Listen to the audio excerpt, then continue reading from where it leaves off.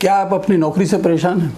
क्या आपको लगता है कि कोई आपको बिजनेस करना चाहिए, लेकिन पारिवारिक जिम्मेदारियों के चलते आप नौकरी छोड़ नहीं पा रहे हैं और बिजनेस करना चाहते हैं?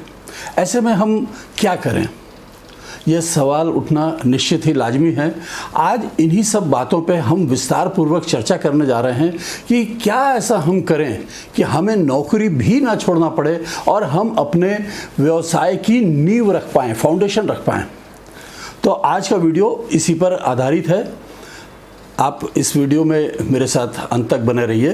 BITDR में सबसे पहले आपका स्वागत है। आज हम चर्चा करने जा रहे हैं कि हम क्या ऐसा काम कर सकते हैं जो हम अपनी नौकरी को छोड़े बगैर भी कर सकते हैं और उसमें हम अपनी वो आकांक्षाएं पूरी कर सकते हैं जिन आकांक्षाओं के कारण या जिसके कारण हमको अपनी नौकरी करने में दिक्कत हो रही, जो हम करना चाहते हैं वो नहीं कर पा रहे हैं। हम उसको कैसे करें कि नौकरी भी ना छोड़ना पड़े और हम अपना काम भी कर पाएँ। तो मैं आज आपके लिए कुछ बिजनेस आइडियाज़ लेके आया हूँ जो आपके लिए आपकी नौकरी में बने रह के करने के लायक हैं। तो साथियों, शुरू करते हैं बिना इधर उधर की बातें किए सीधे सीधे उन बिजनेसेस पे जिस पे कि हम अपना पार्ट टाइम काम कर सकते हैं, पार्ट टाइम अपना बिजनेस बढ़ा सकते हैं, बना सकते हैं। शुरुआत में हमको थोड़ा स्ट्रगल करना पड़ सकता है, लेकिन मेरा विश्वास है कि आने वाले 3 से 4 सालों में अगर आप उस बिजनेस को कंसिस्टेंटली करते रहे तो आप महीनों में लाखों रुपए की इनकम पैदा कर सकते हैं। जी हाँ, हर महीने लाखों रुपए की इनकम हो सकता है। उतनी ही इनकम पैदा कर पाएँ जितनी कि आप अपने जॉब से या अपनी नौकरी से हर महीने पैदा कर पा रहे हैं। और ये कोई गॉसिप नहीं है, कोई वो नहीं है, ये वो आइडियाज़ हैं जो आप अपनी नौकरी के साथ साथ कर सकते हैं। इसके लिए बस आपको कुछ चीज़ों की रिक्वायरमेंट होती है जिसमें कि इन्वेस्टमेंट आपको न के बराबर करना है। न के बराबर का सेंस ये है कि 200-400-500 रुपया आपका खर्चा होगा जो आपके पेट्रोल में या लोगों से मिलने मिलाने में खर्चा होगा, बस। अलावा इसके आपका कोई खर्चा नहीं है। मेरे विश्वास है कि आपके पास 2-3 चीज़ें जो कि मूलभूत आवश्यकता होती है किसी भी बिज़नेस को चलाने के लिए वो होंगी ही। जैसे एक आपको मोबाइल चाहिए, एक मोटरसाइकिल चाहिए या स्कूटर चाहिए, वो आपके पास होगा और उतना आप पेट्रोल डला के और अपने मोबाइल को रिचार्ज करके करते ही होंगे, उसी में ये सारा कुछ हो जाएगा। अब हम बात करते हैं वो क्या बिज़नेस हैं और कैसे किए जा सकते हैं उन पर। तो इसमें सबसे पहला जो बिजनेस है वह है इंश्योरेंस एडवाइज़र का। अब इंश्योरेंस एडवाइज़र क्या होता है, इस पे हम बात करें। इंश्योरेंस एडवाइज़र क्या होता है? इंश्योरेंस एडवाइज़र वो होता है जो लोगों को ये बताता है कि उनको क्यों इंश्योरेंस कराना है या उनकी सेविंग्स की क्या आवश्यकताएं हैं। आजकल देखिए गवर्नमेंट ने बहुत सारी स्कीमें लॉन्च कर रखी हैं जिसमें वो आपको बहुत सारे टैक्स काटते हैं आपके ऊपर, और टैक्स से बचने के लिए भी बहुत सारे इंश्योरेंस प्लान बेचे जाते हैं या लिए जाते हैं। गवर्नमेंट इसको खुद प्रमोट करती है। आपको सिर्फ सेलेक्ट करना है कि आपको ये काम कर सकते हैं या नहीं कर सकते। यदि कर सकते हैं तो आपके लिए क्या रिक्वायरमेंट है, छोटी सी रिक्वायरमेंट है उसकी। एक, आप IRDA से सर्टिफाइड एक एग्ज़ाम होता है IRDA का, वो एग्ज़ाम आपको उस सर्टिफिकेशन लेना होगा। आप जैसे ही सर्टिफिकेशन लेंगे आपको एक लाइसेंस नंबर मिल जाएगा और एक कंपनी के बैनर में आप अपना इंश्योरेंस बेचने का काम कर सकते हैं। उसके लिए कोई क्राइटेरिया नहीं है। एज लिमिट आपकी जो है वो 18 साल मिनिमम होना चाहिए और क्वालिफ़िकेशन अगर ग्रामीण क्षेत्र में है तो 10वीं पास और शहरी क्षेत्र में है तो 12वीं पास। इतनी बस क्वालिफ़िकेशन की ज़रूरत है। जैसे ही आप ये क्राइटेरिया पूरा करते हैं तो आपको सिर्फ सेलेक्ट करना है एक कंपनी कि किस कंपनी का आप इंश्योरेंस बेच सकते हैं। इसमें मैं 4-5 कंपनियों का नाम आपके सामने ले देता हूँ। वैसे तो 28-30 कंपनियां हैं जो इंश्योरेंस का काम कर रही हैं। आप उसमें से कोई भी चुन सकते हैं और वो सारी कंपनियां अप्रूव्ड कंपनियां हैं गवर्नमेंट ऑफ इंडिया की। उन्होंने एक पर्टिकुलर एक अथॉरिटी बना के रखी है इंश्योरेंस के लिए, एक कंट्रोलिंग अथॉरिटी बना के रखी है जिसका नाम है IRDA, insurance regulatory development authority.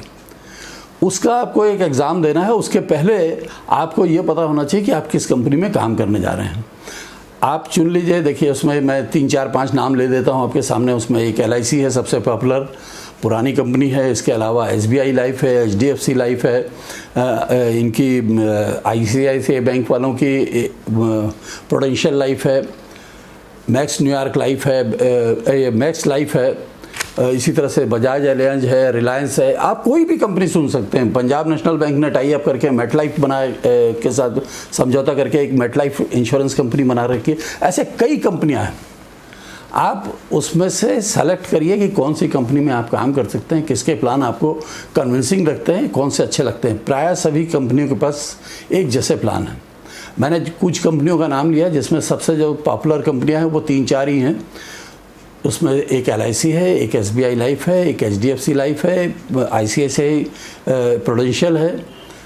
इसके अलावा और भी बहुत सारी कंपनियां हैं। आप किसी भी कंपनी को सेलेक्ट करिए, वहाँ पे संपर्क करिए कि भाई मैं इंश्योरेंस का काम करना चाहता हूँ। आपको वो वहाँ का सेल्स मैनेजर आपको असिस्ट करेगा। वो आपको बताएगा कि कैसे IRDA का सर्टिफिकेशन आप ले सकते हैं। उसके लिए वो आपको कोचिंग करेगा।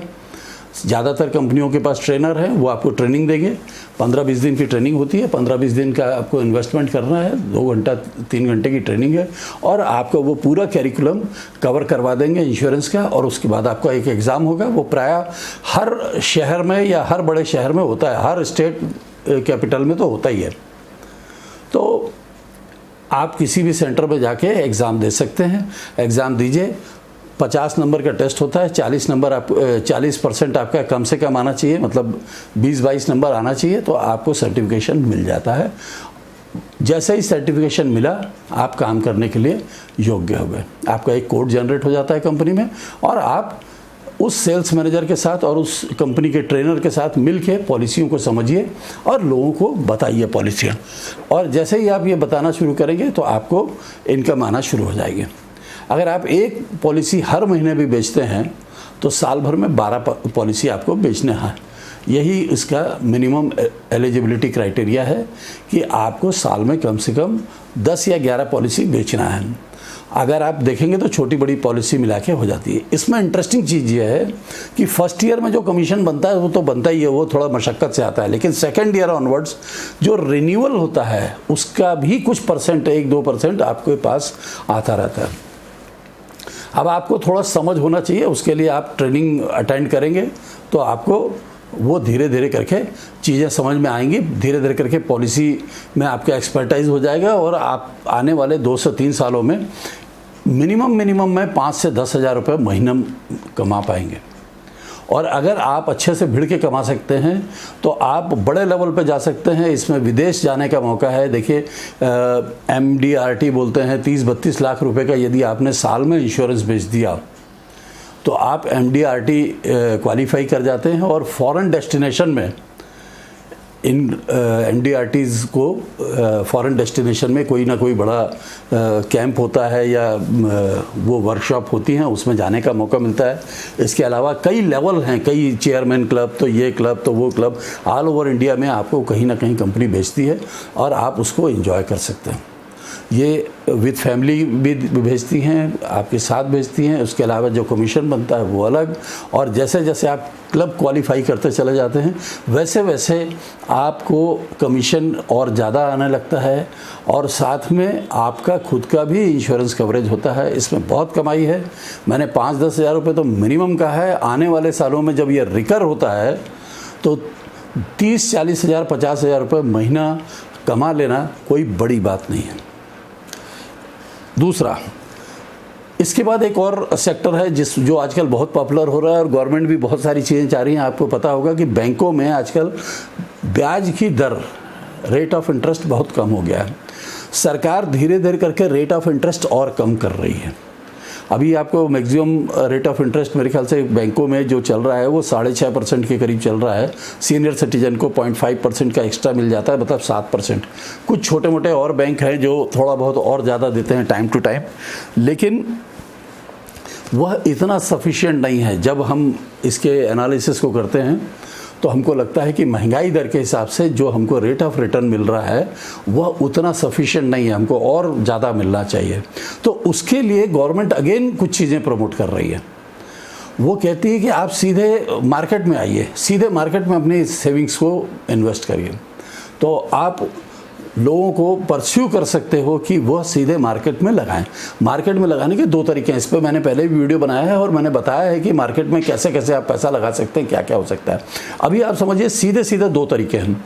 एक तरीका कि आप सीधे स्टॉक में ट्रेडिंग करिए। स्टॉक ट्रेडिंग हर आदमी के बस की बात नहीं है, उससे वह पैसा कम कमाता है, नुकसान ज़्यादा करता है, क्योंकि उसकी स्किल सेट नहीं है, एक्सपर्टीज़ नहीं है।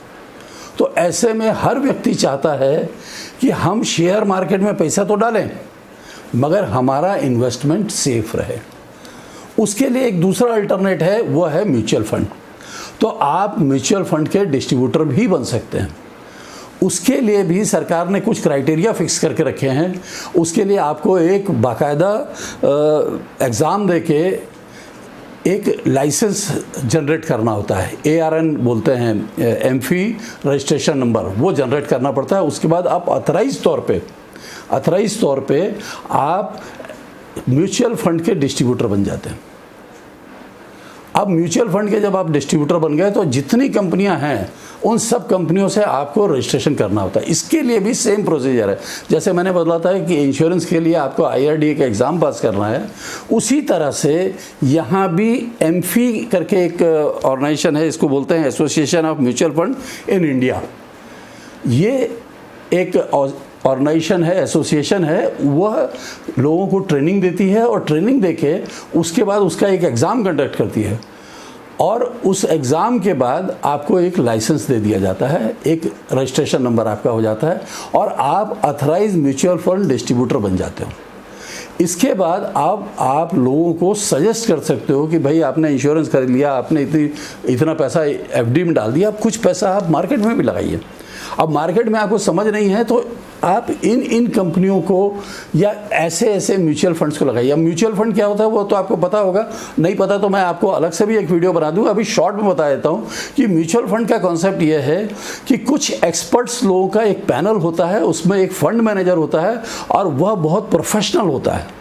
वह फंड मैनेजर डिसाइड करता है कि हमको कौन सा शेयर खरीदना है, कौन सा शेयर बेचना है। आपको कुछ नहीं करना है, आपको सिर्फ पैसा डाल के उसके म्यूचुअल फंड को, उसकी स्कीम को सेलेक्ट करना है। आपने जैसे ही स्कीम सेलेक्ट की, आपका पैसा लगा उसमें 5,000, 10,000, 20,000, 50,000, जैसा भी आपने पैसा लगाया, वह फंड मैनेजर उस फंड में जो भी एक्टिविटीज़ हो रही है उसके लिए वो रिस्पॉन्सिबल होता है और इसका रेट ऑफ रिटर्न लगभग 12% आता है। लोग बोलते हैं गिरी से गिरी हालत में भी जब मार्केट टूटता है, गिरता है, तब भी 10% तो आता ही है।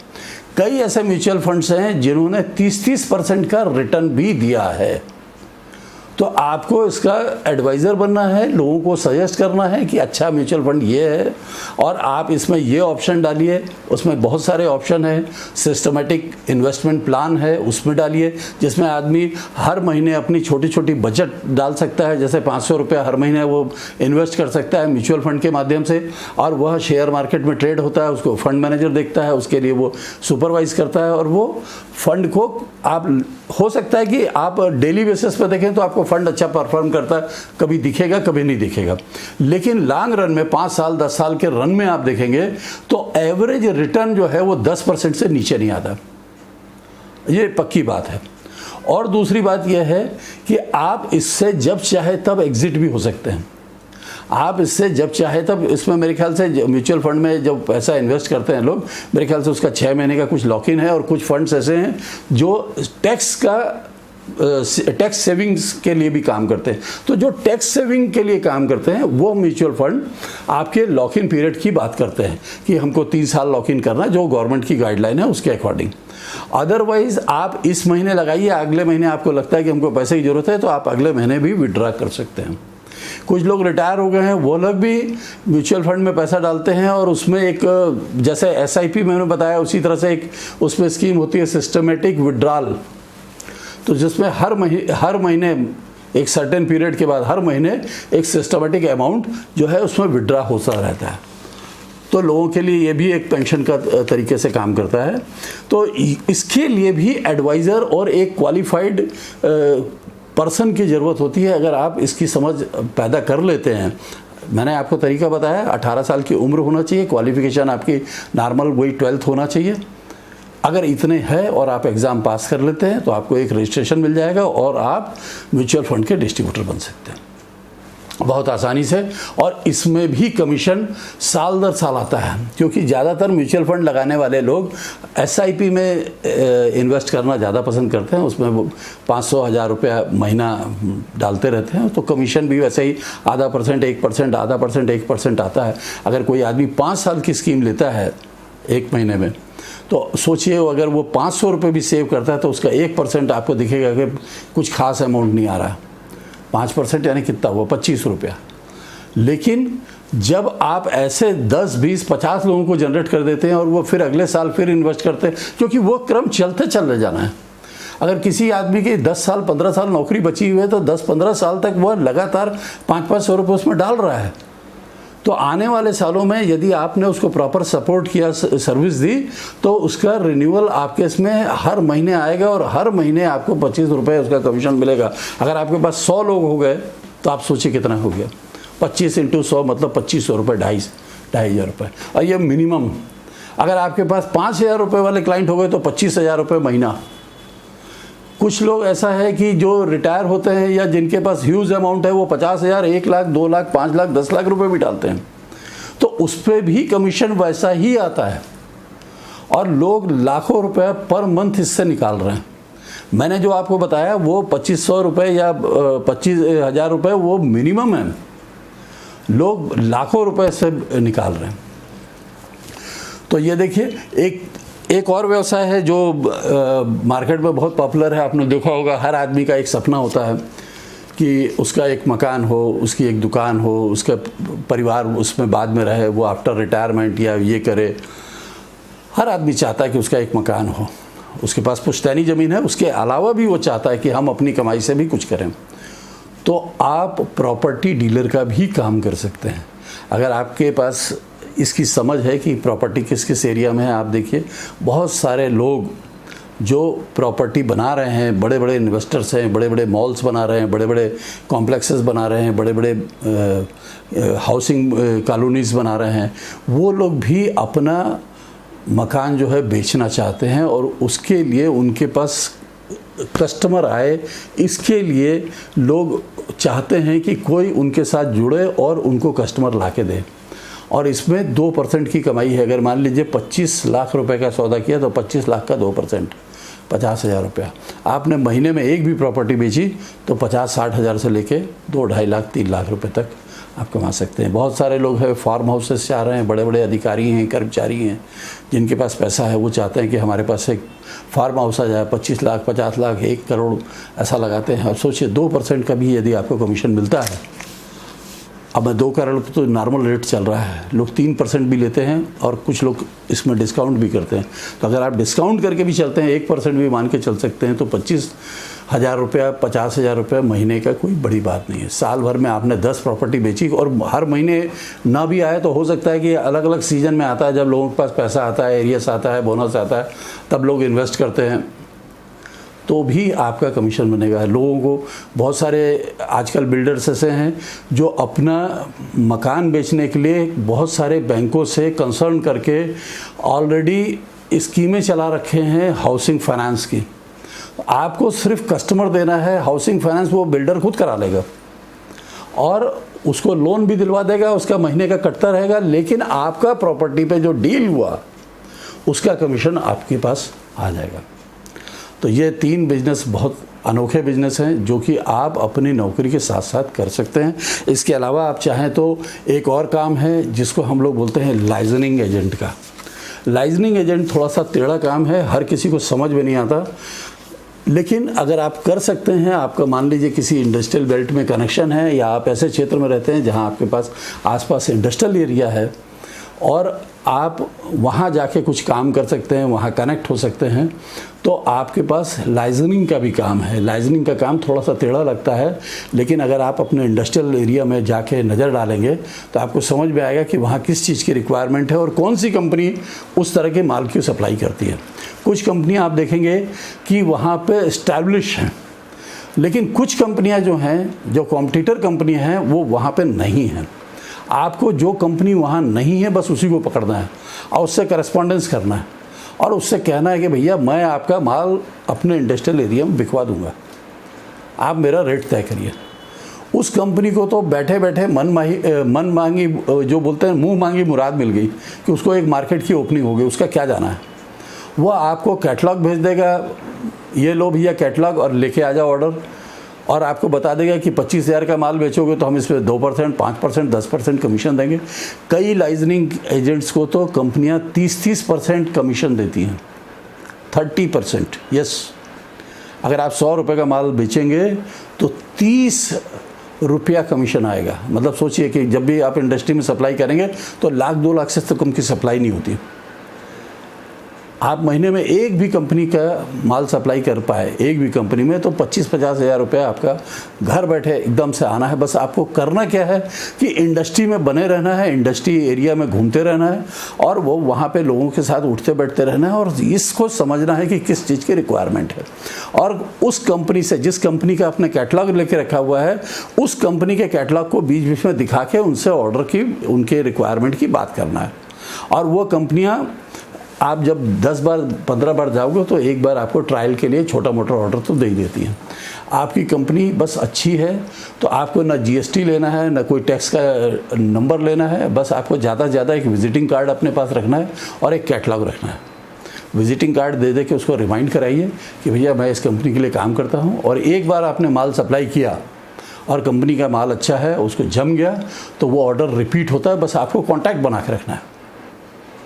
आपने कॉन्टैक्ट बना के रखा तो माल आपका बराबर बिकना शुरू हो जाता है। और आपने अपने एरिया में 5 या 10 कंपनियों को पकड़ दिया तो आराम से ये माल बिकता है। अगर आप इंडस्ट्रियल एरिया में काम करते हैं तो आप अपनी इंडस्ट्री के अलावा जो दूसरी इंडस्ट्रीज़ हैं उसके संपर्क में रहिए, उनके लोगों से मिलिए, उनके सेल्स पर्सनल से मिलिए, जो सेल्स मैनेजर हैं उनसे मिलिए, उनको बताइए कि मैं लाइजनिंग का काम करता हूँ, ये करता हूँ, या मैं फलाना हूँ, मैं फलानी कंपनी का वो ऑथराइज डीलर हूँ और वो है। और आपने ऑर्डर लेना है, ऑर्डर लेने के बाद कंपनी को वो करना है। कंपनी अपना रिप्रेजेंटेटिव भेज देती है भाई पूरा एक्सप्लेन करने के लिए। आपने सिर्फ ऑर्डर बताया या पॉसिबिलिटी बताई और कंपनी को दिखा कि स्कोप दिख रहा है बॉस, तो आप उसका रिप्रेजेंटेटिव आ जाएगा यहाँ एक्सप्लेन करने के लिए, सैंपल देने के लिए। आपको सिर्फ कनेक्ट कराना है, उस कनेक्ट कराने का ही 25-30 हज़ार रुपये आपको एक बार में मिल जाता है। तो ये एक बहुत अच्छा काम हो सकता है और इसका बहुत गुंजाइश है, बहुत स्कोप है और करने वाले इसमें लाखों रुपए महीने का कमा रहे हैं। इसके अलावा एक काम और है जो मैं अक्सर लोगों से कहता हूं, हालांकि वो काम थोड़ा लोगों को कई बार नहीं जमता है, लेकिन हर आदमी में एक स्किल होता है। यदि आप कोई अच्छे इलेक्ट्रिशियन हैं, प्लम्बर हैं, कारपेंटर हैं या एसी वगैरह का रिपेयरिंग करते हैं, तो आप अपने एक्सपर्टाइज या कंप्यूटर का ऑपरेशन करते हैं, ऑपरेट करते हैं और उसके हार्डवेयर वगैरह की समझ रखते हैं, तो आप नौकरी के साथ साथ इस काम को भी कर सकते हैं। जिस एरिया में आपकी एक्सपर्टाइज है उस एरिया की सर्विस को आप दे सकते हैं सामने वाले को। ये काम भी निस्संदेह चलता है, बहुत चलता है और इसकी बहुत डिमांड है। शुरुआत में थोड़ा स्ट्रगल होता है, लेकिन एक बार आपने सर्विस देना शुरू कर दिया और अच्छे से सर्विस देना शुरू कर दिया, जैसे एसी का काम मैं देखता हूँ, जैसे हमारे यहाँ एसी लगा हुआ है, हर साल हमको नहीं बोल के एक बार तो जनरल सर्विसिंग कराना ही पड़ता है। 1000-1200 रुपये का काम होता ही है। अगर आपने 10 घर पकड़ लिए तो 10,000 का काम आपका होगा ही होगा। बस यही है कि इसमें लगता है कि सीजनल काम है, लेकिन ऐसा नहीं है। आप देखेंगे अगर आपने काम करना शुरू कर दिया और सही तरीके से काम करना शुरू कर दिया तो लगभग साल भर ऑर्डर आता है। इलेक्ट्रिकल का काम लगभग साल भर ऑर्डर आता है, किसी ना किसी कारण से आता है। कभी घर के स्विच खराब हो जाएंगे, पंखे खराब हो जाएंगे, कनेक्शन इधर से उधर करना है, बाहर लाइटिंग लगाना है, लाइटिंग खोलना है, ये सारे काम आपको मिलेंगे और उसके साथ सेल्स भी क्रिएट होती है। एक बार आपको बस 3 साल 5 साल के लिए इसमें स्ट्रगल करना है, उसके बाद आपका नाम पैदा हो जाता है, फिर आपके पास घर बैठे ऑर्डर आना शुरू होते हैं। कई बार इतने ऑर्डर आते हैं, इतना आपका वो आता है कि आपको नौकरी जो है वह साइड हो जाती है। आपका ये जो साइड बिजनेस था वो मेन बिजनेस बन जाता है। तो ये मैंने अभी 5 काम बताए और इसकी रिक्वायरमेंट बताई मैंने आपको सबकी। तो मेरे ख्याल से आपके लिए ये काफ़ी फलदायी होगा। इसके लिए बस 2-3 चीज़ों की ज़रूरत होती है, इस पर अपन चर्चा करेंगे कि मार्केटिंग और सेल्स कैसा करना है। इस पर आप कमेंट करिए, बताइए, तो मैं आपको आगे बताऊंगा कि इन सब की मार्केटिंग और सेल्स का क्या प्रोसीजर है, क्या टेक्निक है, कैसे हम अपने माल को बेच सकते हैं, कैसे हम अधिक से अधिक इसका आउटपुट ले सकते हैं। तो इस कमेंट करके ये मुझे ज़रूर बताइए और इस वीडियो को शेयर करिए, लाइक करिए। तो मिलते हैं जल्द अगले वीडियो में, तब तक के लिए शुभकामना। वंदे मातरम।